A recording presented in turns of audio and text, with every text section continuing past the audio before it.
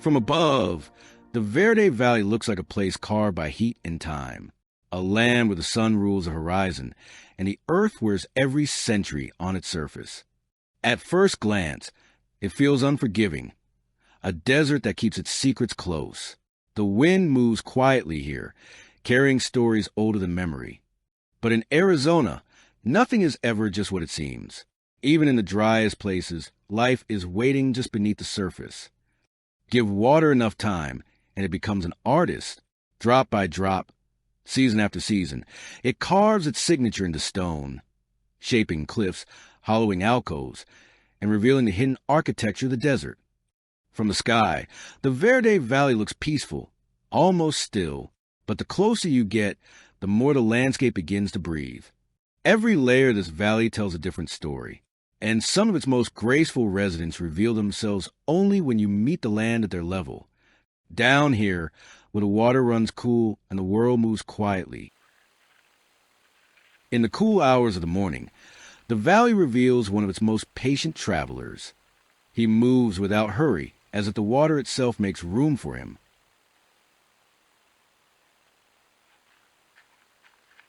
Follow the creek downstream, and the calm begins to change. The land tightens, the stones redden, and the water gathers its strength. At Wet Beaver Creek, the valley finds its voice, a reminder that even in the driest country, water is always writing its story. Farther upstream, the creek narrows again, not into silence this time, but into one of the Verde Valley's most unexpected hideaways. Locals call it the Crack, a secluded pocket carved by centuries of rushing water, where the stone has been polished into ledges, shelves, and cliffs. It's a place where the desert surprises you, where swimmers find cool refuge, and the brave take a leap from the canyon's natural platforms into the deep pool below. Hidden from the road and sheltered by canyon walls, the Crack feels like a secret, one shaped not by people, but by the patient work of water and time. As the canyon walls open and the creek stretches toward the Verde River, the land begins to reveal another chapter of its story, one written not just by water, but by the people who learned to live in harmony with it. High above these waters, on a quiet rise known as Beasley Flat, the Sinagua people built their homes into the cliffs, dwellings shaped from the same stone that sheltered them. From these ledges, they watched the river flow below, the lifeline that nourished their crops, connected their communities, and anchored their world.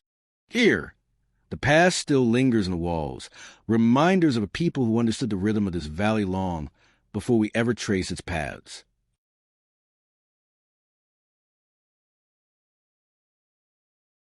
Over thousands of years, rainwater mixed with carbon dioxide formed a weak acid, just strong enough to hollow out pockets in the cliffs.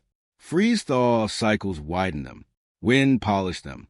Time shaped them into natural shelters. When the Sinagua people settled this valley, they recognized the gift these formations offered. The caves were cool in summer, protected from storms, and high enough to watch the river below. They built their homes inside these ready-made rooms, adding walls of stone and mud, shaping doorways, creating storage spaces, and turning natural geology into human architecture. In these caves, the Sinagua found safety, community, and connection to the land. The same forces that carved the cliffs gave them a place to live, a partnership between nature and people that still echoes through the valley. Down in the fields, they tended crops of corn, beans, and squash. As the river bends toward Cottonwood, the canyon walls begin to change. The colors deepen, the layers sharpen, and the story written in these rocks grows older with every mile. For millions of years, only the river moved through this canyon, carving, shaping, and slowly revealing the colors of the earth. But in the last century, another line began to trace its way through the stone. Steel rails were laid here in the early 1900s, not for sightseeing, but for survival. This canyon became the lifeline for a growing mining empire in the mountains beyond. The railroad hauled copper ore from the mines near Jerome and Clarkdale, carrying the wealth of the Verde Valley toward distant smelters and cities. Every curve, every cut, every tunnel was carved by hand in dynamite, a testament to the grit of the workers who shaped this route. Today, The trains no longer haul ore. They carry stories of geology, of industry, of the people who carved a path through this wild canyon. What began as a supply line has become a journey through time. And as the rails follow the river's edge, the past and present travel side by side, each honoring the land that made this canyon a crossroads of stone, water, and human ambition.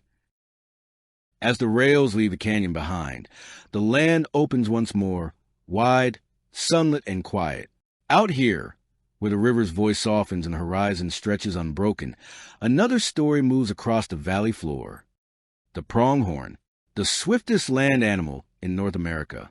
Survivors of an ancient world, still roaming the Verde Valley with the same quiet confidence they've carried for thousands of years, that they watch us pass, calm and unhurried, reminders that long before trains, before towns, before any of us arrived, this valley belonged to them.